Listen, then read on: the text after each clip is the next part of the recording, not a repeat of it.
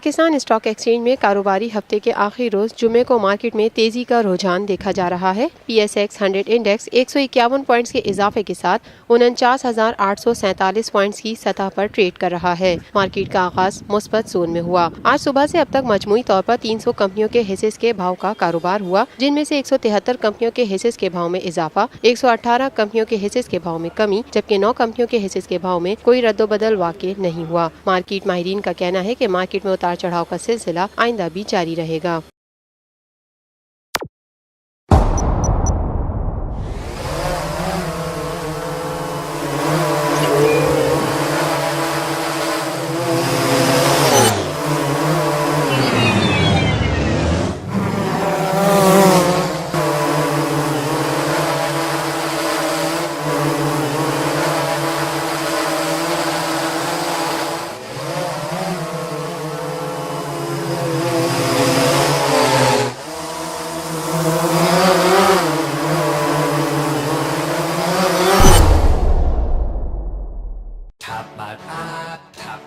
Live P S L matches دیکھیے HD میں tapmat.com پر اور ڈاؤن لوڈ دی ایپ۔